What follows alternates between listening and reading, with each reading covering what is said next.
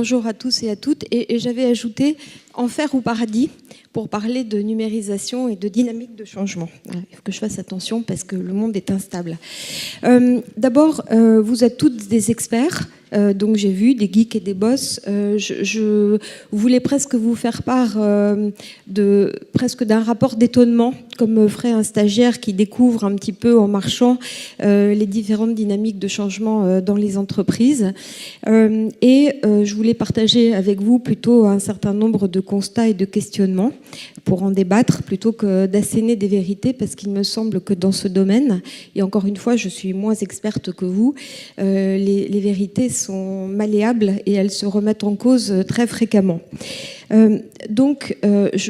Je voudrais partager en plusieurs temps de réflexion cette grande vague traversante dans les entreprises qui est la, je ne sais pas très bien si on dit digitalisation, numérisation, c'est encore, ce sont des mots qu'on emploie et c'est difficile d'en savoir la pertinence à tout prix. Ce qui est sûr, c'est qu'aujourd'hui, les entreprises oscillent entre le must-have absolu, il faut être numérique, et un certain nombre de questions sur les coûts qui vont être déduits de cette numérisation, sur les impacts que ça va avoir dans les dynamiques internes de changement dans l'entreprise. Premier constat, première réflexion, en positif, plutôt paradis. La digitalisation, la numérisation des entreprises, c'est un mouvement irréversible. C'est une sorte de nouvelle frontière pionnière et c'est une dynamique qui est plutôt jugée positive par les entreprises et les collaborateurs. Je me situe plutôt dans le domaine des entreprises, évidemment, étant une femme d'entreprise. Alors, évidemment, l'impact du numérique est jugé positivement, apprécié positivement. Il n'est pas de constat et qu'il ne soit non plus un sentiment partagé que par la majorité des salariés des entreprises et des administrations publiques, parce que je crois que même si on se concentre sur les entreprises, on peut parler de tous ces impacts sur les administrations qui ne soient ressentis comme plutôt positif. En fait, la circulation de l'information, l'organisation du travail, les gains de temps pour la mobilité, le partage des informations, tout ça est plutôt positif et permet un développement des compétences des collaborateurs. Les entreprises qui s'engagent dans la numérisation y voient un intérêt aussi de fierté d'appartenance, de motivation interne progressivement, et s'engagent, quand elles ont commencé ce processus, dans un système de rehaussement progressif des outils, des formations pour accompagner ce processus de digitalisation, encore une fois, car elles y voient des clés de motivation et une façon de gagner des galons dans les nice place to work, etc. Les équipements et les matériels et logiciels font aujourd'hui complètement partie de l'écosystème de l'entreprise. On sait qu'en France, pratiquement toutes les entreprises aujourd'hui sont équipées d'ordinateurs connectés à l'Internet. Donc ça, c'est une bonne chose. Un autre effet vertueux de la numérisation, c'est l'extension quasi illimitée des ressources numériques et des possibilités qui aboutissent à considérer un petit peu cette ressource informatique quasi comme une commodité qui n'exige plus nécessairement de lourds investissements. Et ça, c'est quand même intéressant dans un contexte de crise. Alors, on parle beaucoup du cloud. Je ne vais pas entrer dans les détails. Ce qu'on peut juste dire sur le cloud, c'est effectivement une nouvelle façon d'accéder aux données. Et l'intérêt qu'on peut y voir, c'est que même des plus petites entreprises, en fonction de leurs moyens et de façon assez souple, peuvent désormais gérer leurs données. Donc là encore, c'est un élément de flexibilité et un élément d'adaptation des ressources financières qui n'est pas négligeable. Le monde de l'open, avec tout ce qu'on a l'habitude de couvrir entre les open source, les open data, les big data, ça aussi, ça décloisonne les interactions entre les entreprises et les individus. C'est intéressant de voir comment l'accessibilité des données et leur surabondance redéfinit un petit peu les cartes entre la compétition et la coopération. Joël de René, que vous connaissez sûrement tous, a l'habitude de parler désormais de l'avènement de la civilisation du puisque aujourd'hui on parle constamment de la co-construction, du cofinancement, du coworking, et que le crowdfunding, le crowdsourcing, le crowdmarketing, tout ça, ce sont des données qui rebattent un petit peu les cartes entre la façon dont les entreprises et l'interaction entre les entreprises avec les individus avaient l'habitude de se partager entre des mondes un peu manichéens. On est en compétition ou on coopère. Aujourd'hui, la créativité n'est-elle de plus de la compétition, de la coopération, quoi qu'il en soit. On a cette évolution et ce partage des frontières qui est un petit peu remis en cause. Et ça, pour moi, c'est aussi positif. Deuxième temps de réflexion, on entre dans quelque chose qui n'est pas encore tout à fait l'enfer, mais qui va vers un cheminement de gestion des paradoxes ou de questionnement. La numérisation des entreprises et de nos sociétés, c'est une culture, un état d'esprit, ce sont des codes, mais qui ne sont pas forcément et totalement partagés par tous et au même moment. Première réflexion, il y a des inégalités et des fractures face au numérique. Au-delà du clivage, qui est d'ailleurs de moins en moins vrai, entre ce qu'on a l'habitude de dire, les générations, les natifs, les seniors, parce que tout ça s'estompe. Et puis d'ailleurs, quand on parle de classe de génération, on a des jeunes, et il y en a qui sont connectés, d'autres pas connectés, des geeks et des non-geeks. Et chez les seniors, on dit toujours les seniors sont moins geeks. En fait, si, ils sont très geeks. Et on voit bien dans les statistiques de ceux qui utilisent beaucoup le digital que les seniors se positionnent très bien. Donc c'est moins ce clivage-là qui m'intéresse de souligner que le clivage de ceux qui ont les compétences par rapport à ceux qui n'ont pas les compétences.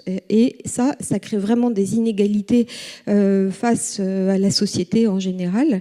Et ce sont des sources de dissension. Quand on parle du monde actif, de ceux qui sont en recherche d'emploi, par exemple, on voit bien que ceux qui ne maîtrisent pas le digital, ceux qui n'ont pas accès aux outils, sont clairement défavorisés. Alors je le vois, il se trouve que j'ai créé une association pour aider des femmes de plus de 45 ans au chômage et on a de façon récurrente besoin d'offrir des ateliers pour des mises à niveau parce que si elles ne maîtrisent pas, elles n'ont aucune chance de trouver un emploi. Et d'ailleurs, chez Pôle emploi, il y a des réflexions pour des parcours de certification sur des gens en recherche d'emploi pour avoir cette maîtrise de l'outil et des compétences digitales. Parlons de dissension et parlons de ceux qui maîtrisent le digital et ceux qui ne le maîtrisent pas. Je voudrais dire un mot des DSI. Alors, il y en a peut-être ici, des DSI. Je ne sais pas très bien si ce sont des dieux ou des diables, puisqu'on reste dans la thématique de l'enfer ou du paradis. Je suis quand même, et là je vous livre un petit peu mes questionnements et mes étonnements, les DSI, ce sont ceux qui maîtrisent, ces directions des services informatiques, maîtrisent des concepts magiques, la confidentialité, la sécurité, on peut faire ou on ne peut pas faire, on dit oui ou on dit non. Et mon questionnement, c'est juste au passage, mais il faut quand même en parler, dans les entreprises, la question est, et c'est un questionnement, est-ce qu'ils accompagnent, est-ce qu'ils sont partenaires des unités opérationnelles, est-ce qu'ils accompagnent les dynamiques de changement de l'entreprise, ou est-ce qu'ils sont des empêcheurs de tourner en rond, qui protègent leur territoire et leur pouvoir et se disent non, on va dire non à tout, comme ça on est sûr qu'on viendra jamais nous prendre notre pouvoir. Donc c'est un petit peu provocateur parce que évidemment il y a quand même des DSI qui accompagnent les évolutions et qui ont des longues listes de demandes des business units pour faire des milliards de développement. Mais c'est bien quand même de le souligner parce que quand même ils sont entre des dieux tout puissants et des diables qui bloquent tout. Autre aspect du questionnement, c'est pas d'ailleurs un questionnement, c'est une évolution qu'on voit accompagner cette numérisation. Les collaborateurs sont de plus en plus en demande et en manque de formation. On voit bien que plus on met de la numérisation, plus on met des outils, plus on met des packs digitaux, on a constamment. Alors c'est vrai que les outils sont de plus en plus pointus, de plus en plus sophistiqués. Ça va bien au-delà du maniement des outils, les demandes des collaborateurs. Ça va dans un aspect des usages et dans un aspect de la remise en cause des comportements managériaux. Je vais y venir plus tard parce que c'est vrai que la numérisation, au-delà de ces demandes de formation, pose aussi la question de on veut des outils, mais finalement les outils qu'on nous propose dans des entreprises sont souvent moins sophistiqués, moins efficients que ceux qu'on a chez nous. Donc comment on reconnecte à une façon de fonctionner qu'on a très bien chez nous, et alors que les entreprises sont un petit peu en décalage négatif. Hein. Ça coûte cher d'avoir les derniers iPhones, les derniers, et encore je parle d'iPhone, je devrais parler des ordinateurs de base dans les entreprises, mais même les réseaux informatiques, les temps de réaction, etc. etc. Donc il y a quand même ce côté de plus on veut digitaliser, mais plus il faut se mettre à niveau, et plus il faut mettre à niveau les collaborateurs qui ne savent pas très bien qu'est-ce qu'ils doivent faire de tous ces outils de travail partagé, d'outils de travail collaboratif. Autre source d'inégalité et de charge, il y a ceux qui sont connectés, et de clivage plus exactement, il y a ceux qui sont connectés dans les entreprises et ceux qui ne le sont pas. Là, on n'est plus dans ceux qui ont la formation ou pas, il y a ceux qui sont connectés et ceux qui ne le sont pas. Or, on dit toujours que les entreprises sont connectées, mais en réalité, il y a plein de secteurs, l'industrie, la distribution, où on voit que dans les ateliers de maintenance, dans les supermarchés, dans les petites unités, il y a quand même deux mondes qui coexistent aujourd'hui dans l'entreprise et qui créent des clivages et des dissensions. Ceux qui sont connectés, qui ont une information en temps réel, qui ont les messages, les blogs des directeurs généraux, de la direction générale, ceux qui accèdent aux tentatives de communication interne via le digital. Je dis tentatives parce que c'est pas encore abouti. On sent que tous ces aspects de communication par les intranets, les blogs, c'est en démarrage, mais c'est pas encore tout à fait calé. On ne sait pas très bien ce qu'on doit y mettre. De toute façon, il faut le nourrir comme un site internet. Et donc là, les entreprises n'y sont pas du tout parce que ça exige beaucoup de contenu et d'écoute qui vont avec. Et puis plus une évolution de tous ceux qui font ces communications internes vers du print et du web. Mais quoi qu'il en soit, comme il y a beaucoup de secteurs où on a deux mondes qui coexistent, c'est des coûts supplémentaires pour les entreprises parce qu'on a une coexistence du print et une coexistence du web, et que ce sont quand même des mondes à deux vitesses. Ça pose quand même le sentiment de la cohésion sociale dans l'entreprise, le fait de ressentir cette numérisation comme des inégalités dans l'entreprise, et puis comme des enjeux de statut social dans l'entreprise. Il y a les fameux cercles managériaux, les 1, les 2, ceux qui sont au plus haut, ceux qui sont moyens, ceux qui sont... Mais ça se traduit souvent par ceux qui ont un ordinateur, ceux qui n'en ont pas, ceux qui ont un iPad, ceux qui n'en ont pas, jusqu'à ceux qui ont un BlackBerry ou un iPhone. Et là, on est dans les sphères les plus hautes et c'est très peu. Et donc, ça devient presque des enjeux de statut social, comme pouvait l'être avant. Je ne sais pas, il faudrait réfléchir à quoi, mais enfin, ce sont les nouveaux enjeux du statut social. Voilà, les voitures, comme monsieur me le dit très opportunément, c'est tout à fait, c'est ça, les nouvelles voitures avec les cylindres plus ou moins grosses. Ça, c'est des questionnements qui me paraissent importants quand on parle de numérisation, parce que à un moment donné où on doit reconnecter et éviter tous ces divorces dans l'entreprise, et où on pourrait penser que la numérisation et le digital aident justement à une fluidité et à quelque chose qui est plus social, plus partagé, mais justement, il faudrait éviter que se recréent des inégalités autour de ça. Il y a des questionnements et des paradoxes qui sont liés évidemment aux liens et à la cohésion sociale. Est-ce qu'on veut dans des entreprises totalement numérisées que deviennent dans ces cas-là les relations entre les individus, et en fait on n'est pas loin de se dire aujourd'hui, plus on numérise et plus il faut resocialiser. Je ne suis pas sûre que dans nos civilisations, dans nos sociétés, on voudrait des fonctionnements d'entreprise où plus personne ne se verrait, où tout le monde ne fonctionnerait que par le biais biais de réseaux sociaux, les gens aujourd'hui, d'abord, les managers ont besoin de voir leurs troupes en vrai, les troupes ont besoin de voir leur manager en vrai, presque de le toucher, d'échanger. On ne peut pas se passer des face-to-face, des entretiens d'évaluation, on ne peut pas se passer des entretiens tout court. Donc on a cette question de comment se place le curseur, et au fur et à mesure qu'on progresse dans la numérisation, il faut à nouveau progresser dans la socialisation, et ça me paraît extrêmement important. Au moment où tout le monde parle du online, il faut aussi parler du offline de la question de comment on retrouve, ou en tous les cas on ne perd pas cet aspect du lien. Troisième grand axe de réflexion, le digital remet en cause les modèles. Ça, pour moi, c'est entre enfer, mais c'est aussi un peu de paradis. C'est toujours bien de remettre en cause des modèles. Ça se fait parfois dans la douleur. Quoi qu'il en soit, le constat qu'on peut en faire aujourd'hui est que dans de nombreux secteurs, le digital provoque une adaptation à marche forcée d'un certain nombre de secteurs de l'économie. La banque, l'assurance, le tourisme, la publicité, les médias bien évidemment, et même l'administration qui se trouve aujourd'hui en train de muter et de migrer, mais quoi qu'il en soit, on a une mutation rapide qui est pour le bien, parce qu'il faut répondre à l'attente des clients finaux, qu'ils soient publics ou privés, qui provoque quand même, ou en tous les cas qui met en exergue le choc des temporalités dans toutes ces évolutions. Quand on parle de banque ou d'assurance, mais restons sur la banque, on a quand même une coexistence des temps. On a dans le même temps des banques en ligne, des banques digitales, de la gestion de l'épargne qui est proposée de façon totalement virtuelle, de façon totalement dématérialisée, et c'est bien. Les gens s'y retrouvent, il y a une demande, mais dans le même temps, on a quand même toujours une subsistance des grandes banques de réseau, parce que toutes les banques ne se sont pas construites sur des modèles digitaux, loin de là.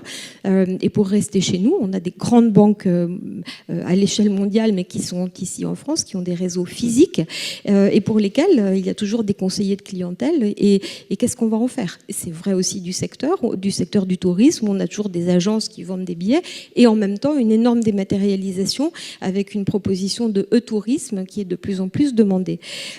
Donc ça, c'est important de le souligner, parce que ce choc des temporalités, on ne va pas dire qu'il doit être figé et séquencé. On n'a pas d'abord le physique et puis le digital, on a tout en même temps. C'est bien ce qu'on voit.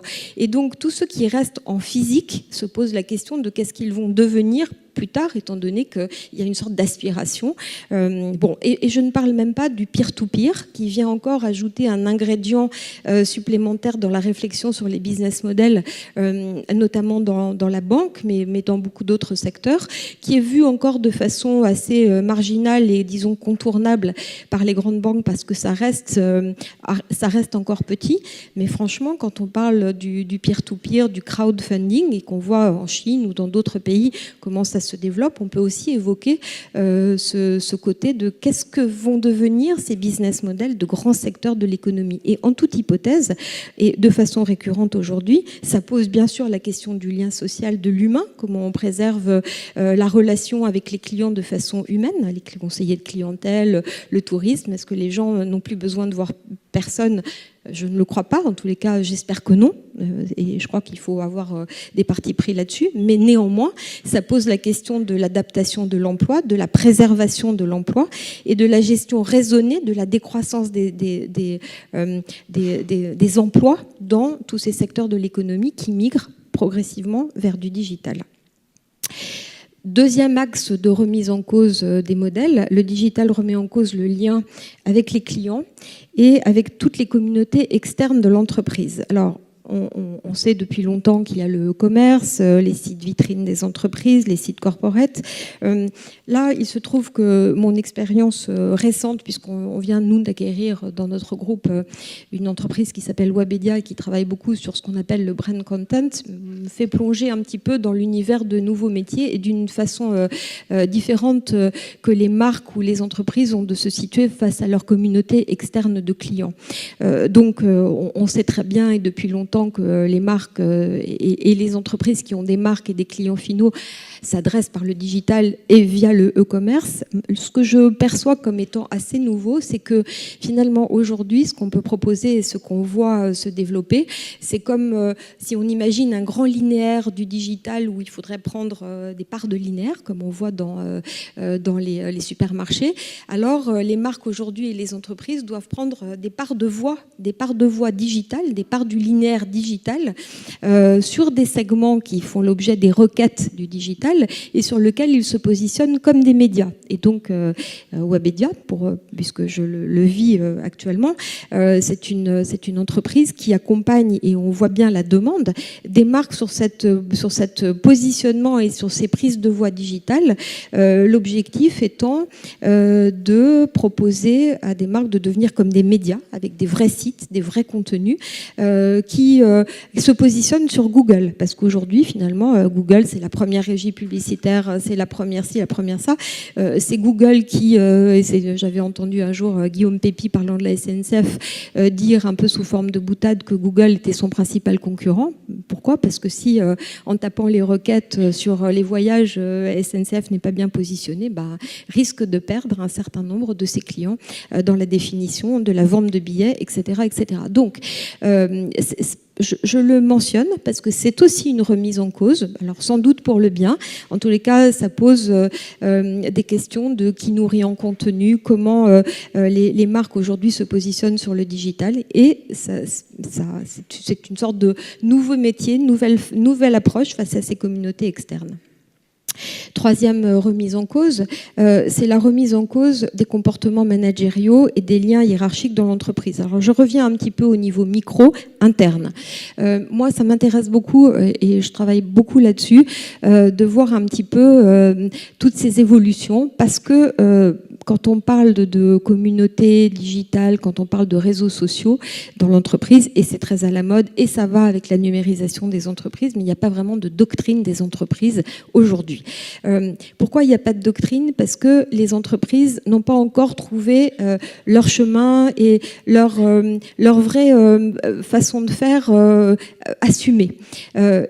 Comme je le disais tout à l'heure en introduction, c'est un must-have. Donc les entreprises se disent on ne peut pas y échapper. Mais y échapper, c'est aussi on doit le subir quelque part. Alors il y a un aspect positif, c'est le travail collaboratif différent, c'est le partage du coworking, c'est le travail nomade, le télétravail. Même si ce n'est pas encore très développé, ce sont quand même des axes vers lesquels la digitalisation permet d'aller. La numérisation et tous ces packs digitaux, en effet, permettent d'envisager des nouveaux travails collaboratifs, avec quand même un impact sur les comportements managériaux. Les managers des entités qui doivent gérer à distance du travail nomade, ils ne savent pas tout à fait comment s'y prendre. Encore une fois, il faut des règles précises, il ne faut pas que ça se télescope avec les vacances. Donc il y a une nécessité d'avoir une doctrine, et elle se forme progressivement. Il y a des chartes du travail collaboratif qui démarrent.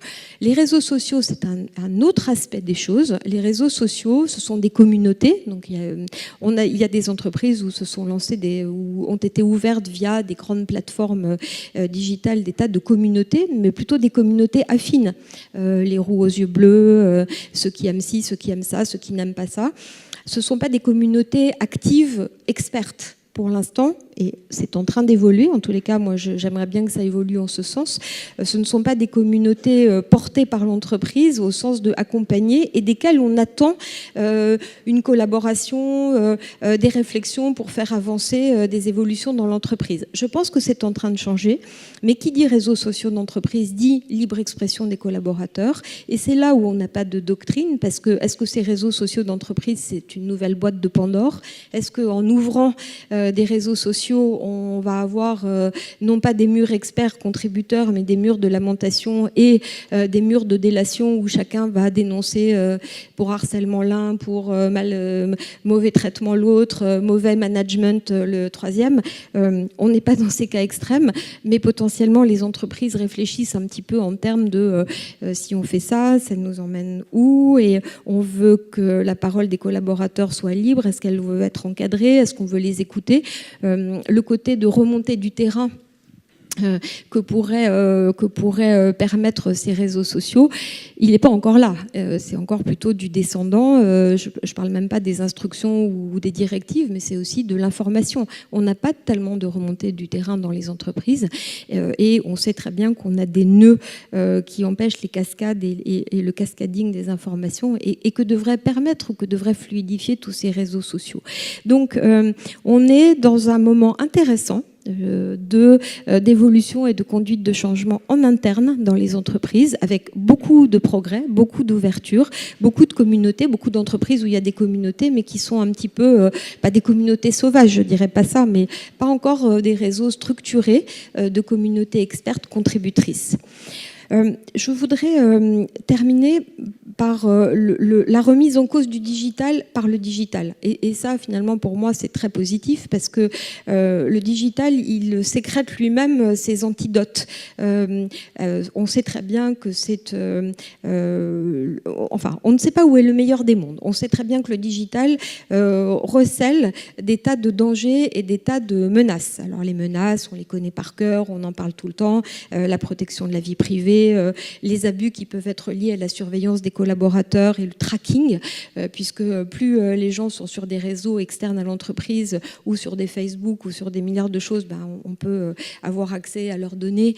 Et d'ailleurs, je pense qu'on constate un reflux aujourd'hui de la participation des uns et des autres dans ces réseaux sociaux externes, parce que justement, comme tout est accessible à tout le monde, il y a ce côté de, avant même de savoir si des gens qui répondent à des petites annonces, ou en tous les cas pour du recrutement, sont vérifiés, on regarde ce qu'ils font, etc. C'est quand même intrusif et gênant.